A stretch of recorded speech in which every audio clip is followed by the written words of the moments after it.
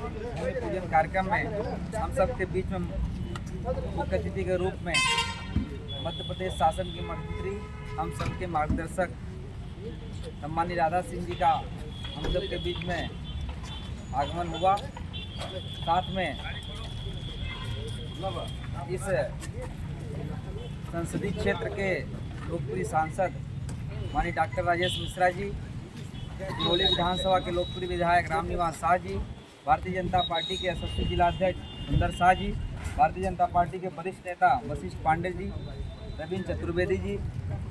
Ward के पार्षद संतोष शाह जी, सांसद मंत्री संतोष वर्मा जी, छोटेलाल शाह जी, मंडल के अध्यक्ष सौरभ गुप्ता जी, मंडल की महामंत्री अपनी सावित्री जी, रजनी जी, रविंद्र चतुर्वेदी जी, हमारे प्राधिकरण के सीओ सुरेश जी, आज सबका आगमन हुआ। इसके लिए मैं बहुत तहे दिल से आप सबका आभार व्यक्त करता हूँ। यह सिंगरौली प्लाजा 705 फीट मुख्य सड़क पर G+3 मतलब 4 मंजिले का एक बहुआयामी बहुउद्देशीय परियोजना है, जो आने वाले समय में इस विंध्य क्षेत्र में एक अपनी अलग पहचान के रूप में स्थापित होगा। जो हम लोग कल्पना करते थे, माननीय शिवराज जी जो कहते थे सिंगरौली को सिंगापुर सिटी के रूप में डेवलप करने की जो कल्पना थी, उसके तहत मान लीजिए एक ही आगामी आने वाले समय में 30 करोड़ 42 लाख की बहुउद्देशीय परियोजना है, जो कि एकदम हाईटेक टेक्नोलॉजी से समय से पूर्व जो हमारे कॉन्ट्रैक्टर हैं वो समय से पूर्व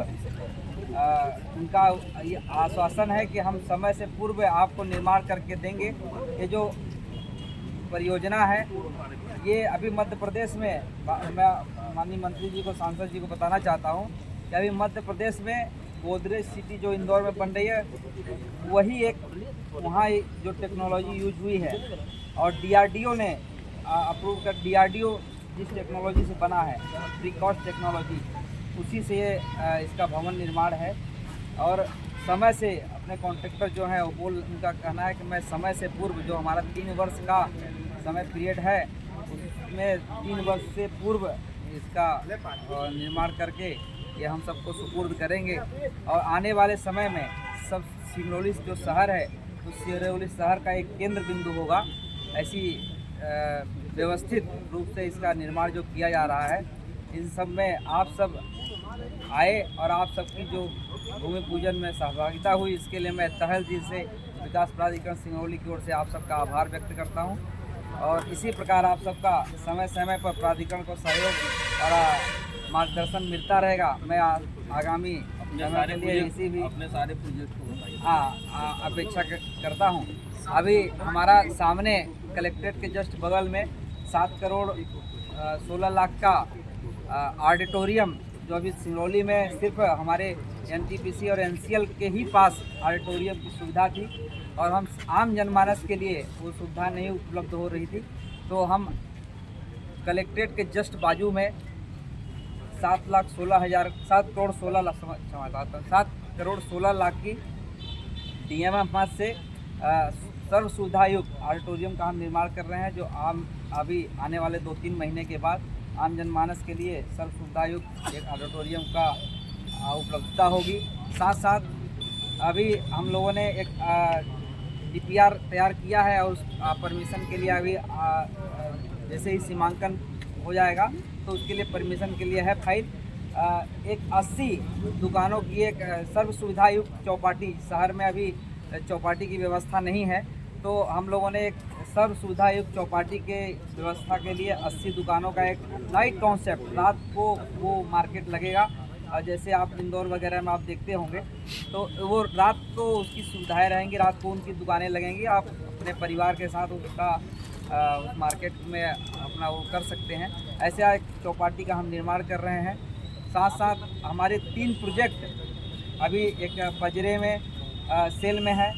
सर्व सुविधायुक्त कॉलोनी हमने सेल शुरू की है, बरगवा में हमारा सेल चालू है और वहीं पजरे में ही फेज 2 10 एकड़ का और मतलब एक भूमि हम लोगों को आवंटित हो रही है, तो वो उस पर भी हमारा कार्य प्रारंभ है। और एक ये महाजन मोड़ से 1 किलोमीटर अंदर एक हम 10 एकड़ में सर्व सुविधायुक्त कॉलोनी की वसाहत हम करने वाले हैं, जो अभी 6 महीने के अंदर हम सेल प्रारंभ करेंगे। ऐसा हमारे 4 प्रोजेक्ट अभी ये प्रारंभ है। और एक अभी हमारा DPR के लिए भोपाल एक फाइल गई है, जिसमें हम 200 एकड़ में TPS स्कीम पचौर में हम लागू कर रहे हैं, जिससे बाईपास की जो सुविधा है उसी TPS में ही आपको उपलब्ध होगी। वो 200 एकड़ में किसानों से हम समझौता करके 50-50 के उस पर हम उस कार्य को प्रारंभ कर रहे हैं। अभी उसकी फाइल भोपाल में है और जैसे ही उसकी हो जाएगी तो उस पर प्रारंभ होगा। ऐसी हमारी कुल 6-7 प्रोजेक्ट अभी हम लाइनअप में हैं और आने वाले समय में 1-2 प्रोजेक्ट और अभी